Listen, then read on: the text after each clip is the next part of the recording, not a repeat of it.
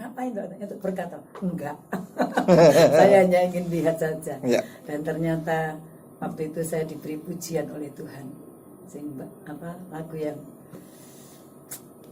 itu lagu pujian yang jangan kau takut, jangan kau susah karena aku besertamu. Oh, LCD. Itu pujian yang saya nyanyikan tidak tahu sepanjang waktu itu. Mulai hari Minggu saya menyanyikan sampai Kamis, tidak tahu apa yang terjadi.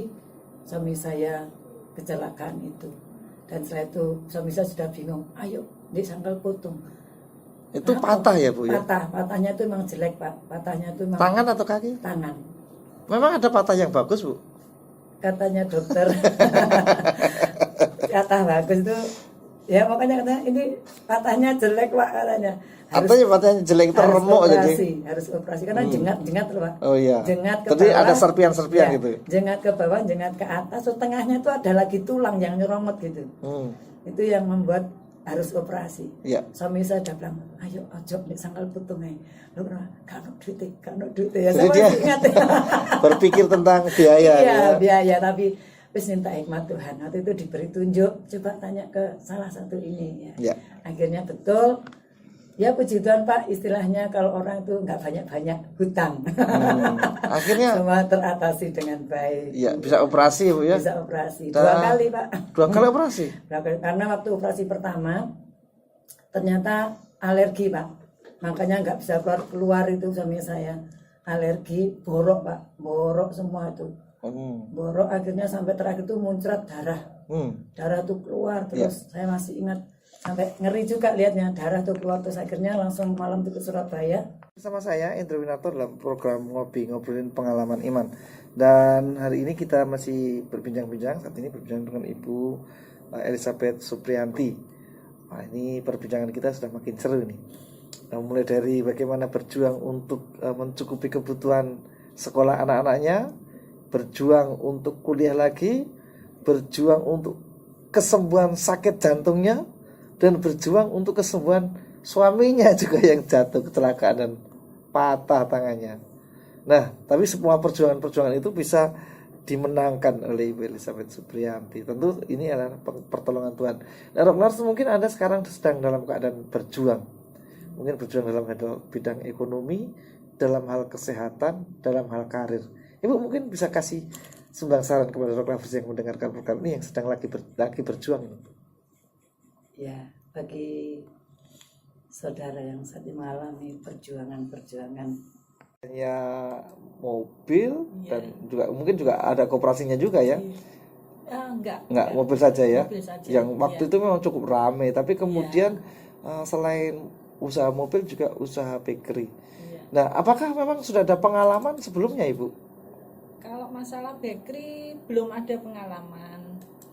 Ya karena berani melangkah saja gitu. Karena berani melangkah, ada teman yang ngajak, terus terjadilah Kana Bakery ini. Langsung Ibu usul nama Kana? Waktu itu ada usulan-usulan dari anak-anak, mereka mengusulkan nama yang lain-lain. Cuman saya aja yang bilang Kana aja. Ya sempat sih ada yang nggak setuju, tapi pada akhirnya Kana yang dipilih. Karena memang saham Ibu yang paling besar. Nah, untuk pertama kali Kana dibuka ya, itu langsung jenis-jenis bakery apa saja Ibu? Banyak sih waktu itu. Variannya banyak ya? Iya banyak, ada sekitar 50 varian lah. Wih. Iya. Jadi katanya belum pernah terjun di dunia bakery, tapi langsung 50 varian untuk dijual waktu itu. Betul. Ya itu tadi, karena dengan mencoba, akhirnya bisa sampai 50 varian. Bahkan sekarang lebih dari 50 Lebih varian. Dari 50 varian ya. Dari persiapan ke buka toko openingnya ini butuh waktu berapa lama Bu untuk tester, untuk persiapan toko dan sebagainya? Enggak lama, cuman sekitar 1 bulan. Cepat sekali ya? Persiapannya itu saya beli alat-alat, beli bahan itu cuman 1 bulan aja. Nah, tapi kalau sebetulnya ibu ingin mendirikan sebuah apotek, betul? Ya, rencana pertama itu apotek karena anak saya kan lulusan dari farmasi. Iya. Ya, cuman dari apotek ini masih belum dapat jalan untuk izin. Perizinannya ya. Untuk perizinannya. Jadi sambil menunggu, terus ambil langkah untuk buka bakery ini. Luar biasa. Dan ini sudah berjalan berapa lama ini, Ibu? Sudah 3 tahun lebih. 3 tahun lebih ya. 3 tahun. Nah, lalu kita akan mendengarkan bagaimana campur tangan Tuhan dalam usaha Ibu Megawati, yaitu Bakery Kana yang terletak di Wates, Jalan Raya Wates ya. Di Jalan Raya Penanggungan. Jalan Raya Penanggungan. Tetapi 107.7 karena kita akan kembali setelah yang berikut ini. Masih bersama saya Rock Lovers Endra Winata dalam program ngobrolin pengalaman iman. Dan bagi orang percaya berkat Tuhan itu pasti, dan Tuhan memberkati orang-orang yang takut akan Tuhan, dan campur tangannya tidak pernah berhenti untuk kita bagi orang yang percaya. Nah, Bu Megawati, ketika terinspirasi untuk bakery dan kemudian melangkah dengan iman, saya bilang karena ini sesuatu yang baru bagi keluarga Bapak dan Ibu Beni dan Pak Ibu Mega. Tetapi itu harus melangkah. Terus kemudian bagaimana pengolahan yang Ibu kerjakan sebelumnya belum pernah melakukan ini, harus penyesuaian selama juga Ibu ya? Penyesuaian itu ya berjalan sambil belajar ya. Wah, learning by doing ya. Luar biasa. Berjalan sambil belajar ya. Saya kira semua orang itu nggak ada yang pinter ya. Semua itu belajar gitu ya. Untuk menuju ke pinter itu belajar. Asalkan kita mau belajar, dan belajar itu nggak ada umurnya, nggak ada batasnya gitu ya. Ya, itu sesuatu yang luar biasa. Nah, ketika Kana dibuka untuk pertama kali, bagaimana sambutan masyarakat pada waktu itu?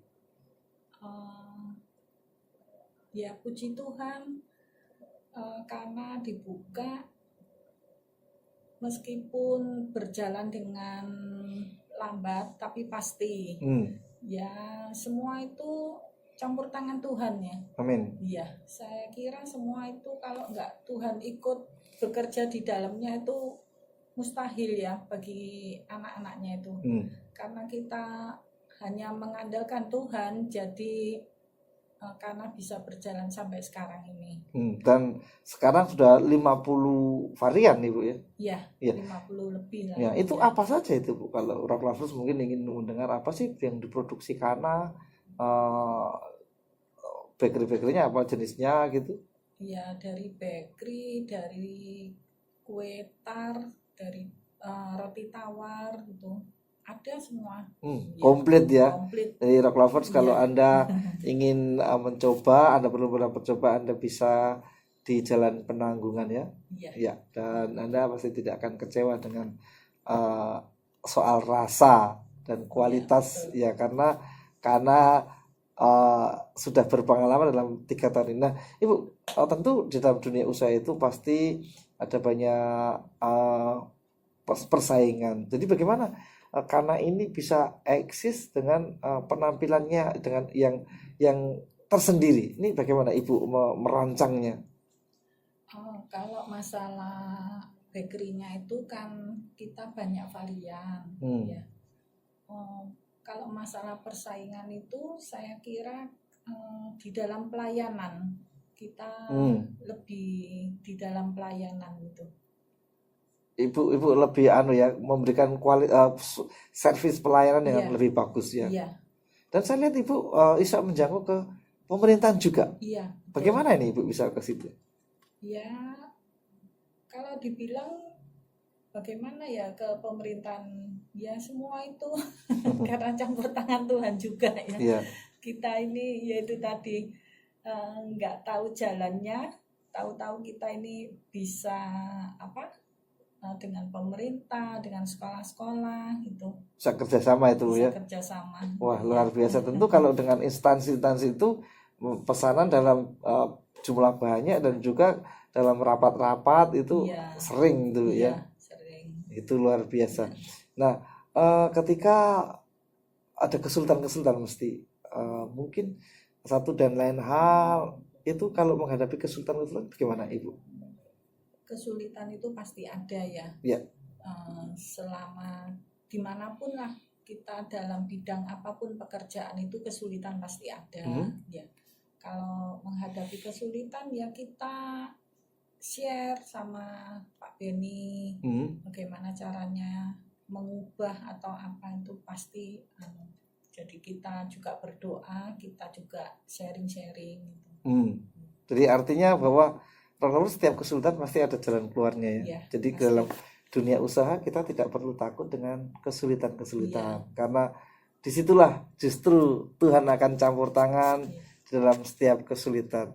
Nah, sebelum kita akan melanjutkan perbincangan kita dengan Ibu Mega, kita akan jeda dan kita akan mendengar lagu-lagu yang berikut ini. Pelebaran wilayah di dalam kehidupan jasmani tapi juga kehidupan kerohanian kita. Nah, dalam Kisah Rasul pasal 1 ayat 8 dikatakan bahwa akan tetapi kalian masing-masing akan menerima kuasa ketika Roh Kudus diutus dan tinggal di dalammu. Dengan kuasanya itu kamu akan menjadi saksiku di Yerusalem, di seluruh Yudea, di Samaria dan sampai ke semua daerah terpencil di dunia, dalam terjemahan TSI. Nah, Rock Lovers, mengapa kita harus berekspansi? Karena ekspansi itu adalah perintah Tuhan. Tuhan mau kita berekspansi. Setiap orang percaya kepada Tuhan, yang membuka hati kepada Yesus, menerima Dia sebagai Tuhan dan Juru Selamat, mendapatkan amanat ini, perintah ini untuk kita berekspansi. Ya, kita berekspansi untuk memaksimalkan apa yang Tuhan percayakan kepada kita. Nah, sebab itu mari di tahun 2018 kita ekspansi termasuk kerohanian kita, supaya kita bisa menjangkau jiwa-jiwa, karena ini perintah Tuhan. Dan semakin sungguh-sungguh tentunya Rock Lovers dalam mengiring Tuhan. Nah, kita berbincang-bincang lagi dengan Pak Rudi. Pak Rudi, ketika sebetulnya masa-masa pensiun itu kalau bisa memanfaatkan masa yang sangat indah ya, berarti ya bisa kumpul dengan anak-anak lebih panjang, lebih bebas. Kita bisa bekerja menyesuaikan dengan kondisi kita. Dan kalau saya lihat Pak Rudi menikmati ini masa pensiunnya, sehat, punya usaha dan aktif beribadah. Amen. Ya, dan juga melayani. Nah, seberapa penting ya sih bagi Pak Rudi ini ibadah dan melayani? Bagi saya itu sangat penting. Ya. Karena kalau kita bertugas, itu bisa kadang-kadang kita tunda. Tapi kalau pelayanan itu termasuk kewajiban bagi kita. Karena kalau kita mengenal Tuhan, kita harus ingat perintah Tuhan. Dan perintah itu suatu kewajiban, bukan tugas. Makanya harus saya lakukan dengan sungguh-sungguh, supaya apa yang saya kerjakan itu menyenangkan hati Tuhan. Memang pelayanan pertama kali sebelum saya melayani itu, saya merasa bahwa iman saya belum begitu baik. Belum berakar. Ya, belum berakar. Saya masa bisa melayani Tuhan, masa bisa menyenangkan hati Tuhan. Tapi ternyata kita ini, Tuhan itu tidak membutuhkan iman yang besar, tapi sebiji sesawi saja kalau kita punya iman, sungguh-sungguh kepada Tuhan, semangat untuk melayani itu timbul. Puji Tuhan. Jadi setelah saya merasa timbul semangat, berarti saya masa ada iman sebiji sesawi sudah saya bisa begini semangat untuk melayani Tuhan. Apalagi kalau iman saya sebesar Pak Po, itu bisa lebih lagi. Tapi ternyata memang Tuhan tidak menginginkan yang besar-besar. Kecil aja kalau mau. Memang sulit untuk kita sebagai orang beriman yang benar-benar. Karena banyak memang saya lihat, saudara-saudara saya juga orang percaya, tapi karena saya lihat tidak beriman. Artinya itu imannya tidak sebiji sawi tidak ada, makanya hidupnya masih terombang-ambing oleh keadaan. Pak Rudi, ketika hari pensiun itu datang, tiba, orang pertama kan pensiun datang itu senang Pak, kan dapat pesangon ya, uang banyak ya pasti senang karena uangnya kumpul banyak, bisa belanja tapi istirahat. bisa istirahat karena setiap orang itu kan ketika kerja itu pinginnya libur, santai-santai bersama keluarga. Tapi dengan berjalannya waktu, uang juga sudah menipis, uang pensiun sudah menipis, dan juga sudah mulai timbul kejenuhan. Dan kalau Pak Rudi tadi katakan kalau sudah pensiun sudah tidak pakai seragam lagi, artinya dalam tanda kutip perlakuan orang kepada kita sudah tidak seperti zaman dulu lagi ketika masih bekerja. Nah, Pak Rudi ketika pensiun stres enggak ini sebetulnya? Sebenarnya kalau kita rasakan ya sedikit stres. Ya karena apa waktu itu? Berbeda keadaan. Pindah keadaan dari yang tadinya seperti itu, sekarang kok begini. Ya. Beda. Ya. Dan karena tiap bulannya biasa mendapat gaji yang begitu banyak, sekarang tiap bulannya sudah gaji pensiun ya. Artinya tidak sebesar ketika ada waktu kerja. Dan ini perubahan memegang uang juga pengaruh Pak Rudi. Kalau saya rasakan soal kekurangan uang. Karena kan saya sudah siap untuk makan setelah pensiun. Ya, artinya uang ini ternyata saya gunakan untuk suatu usaha kecil. Oh, dipakai untuk pakai usaha ya Pak Rudi ya. Nah, wah ternyata dengan usaha itu Pak Rudi bisa mengatasi kejenuhan. Iya, karena saya lalu tidak di rumah terus. Kadang-kadang beli apa-apa ya. Kulaan ya. Kulaan, pulang, melayani pembeli. Nah, kadang-kadang gimana Pak? Ketika masih muda itu kan kuat ngangkat ini, masih kuat ngangkat sebesar itu kuat. Karena kalau sudah pensiun itu juga mungkin tidak seperti dulu lah ya Pak ya. Itu apakah rasa sedih itu ada juga Pak Rudi ya? Sedihnya ya enggak ada. Sukacita cuma saya jadinya untuk ngangkat yang lebih berat seperti dulu sudah nggak bisa. Jadi saya jadikan kecil-kecil dulu. Ya, dibagi dalam kelompok-kelompok kecil dulu. Nah, ketika Pak Rudi pensiun, Bu Rudi gimana nih? Ada perubahan sikap atau senang atau aduh, bujuku pensiun atau gimana? Enggak, memang waktu itu kan saya pensiun agak enak. Penghasilan kan kurang. Saya maunya cari pekerjaan yang lain. Tapi istri saya enggak boleh. Enggak usah kerja. Gitu. Istirahat aja. Nah, karena memang anak-anak sudah jadi semua ya Pak ya. Sudah perlu pembiayaan lagi. Mereka sudah mandiri, sudah berkeluarga. Ya. Jadi kemudian Pak Rudi bikin usaha. Usaha apa itu Pak? Usaha toko kecil. Wah, toko ya. Market mini. Artinya mini market dari uang yang dikumpulkan itu kemudian buat mini market. Iya. Memang waktu mulai buka yang beli itu 1-2 ini. Jadi pikiran juga ini. Karena sehari cuma 3 orang yang beli, wah kan baru buka. Iya, masih pengenalan Pak ya. Iya, pengenalan. Kenapa toko nggak seperti menjual makanan atau pengalaman yang dulu-dulu nggak dipakai? Nggak. Jualan yang tidak basi gitulah. Yang nggak cepat basi ya, jadi awet ya Pak ya. Kalau makanan kan terlalu sibuk.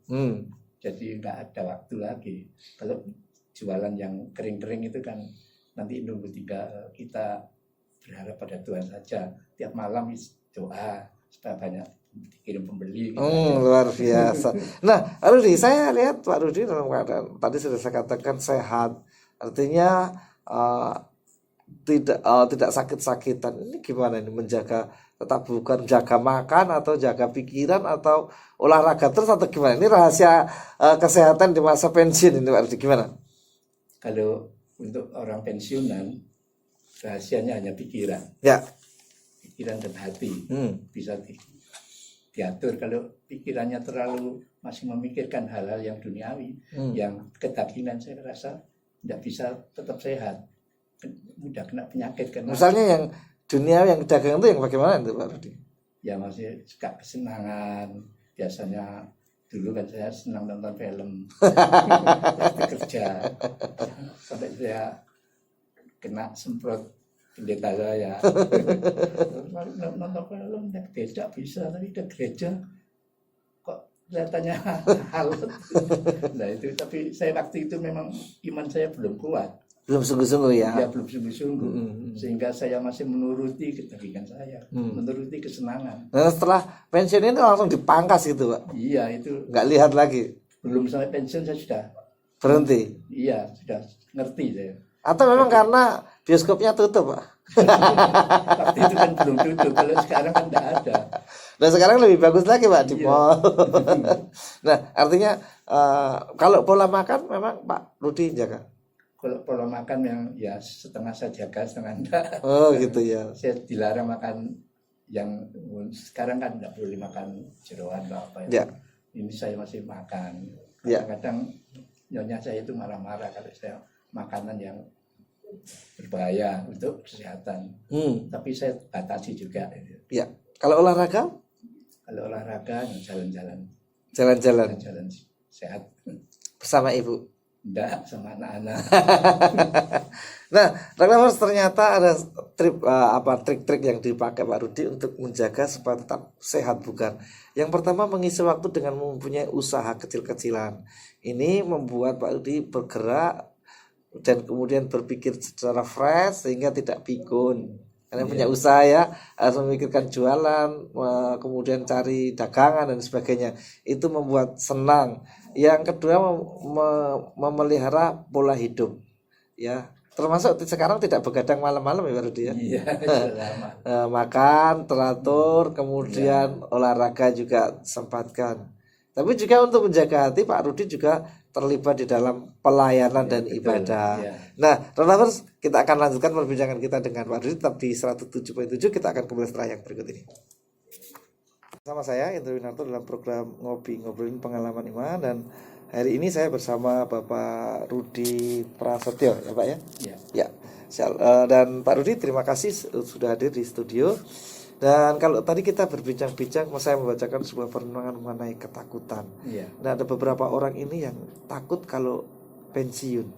Nah, sebetulnya pensiun itu perlu ditakuti atau tidak tuh Pak? Sebenarnya pensiun itu banyak orang takut memang. Ya. Tapi kalau dia mempunyai pendirian yang teguh dalam imannya, saya percaya dia tidak akan merasa takut karena pengharapan tidak hanya pada pekerjaan. Nah, dan Pak Rudi sekarang berusia sekitar 75 tahun Pak ya? Ya, 75 tahun. Tapi masih sehat, masih segar. Iya. Itu luar biasa Pak. Ya. Kalau orang sudah umur masa-masa pensiun itu sering sakit-sakitan, tetapi Pak Rudi sehat. Ini sebetulnya rahasianya apa nih? Rahasianya kita jangan sampai memikirkan dulu waktu kita masih bekerja.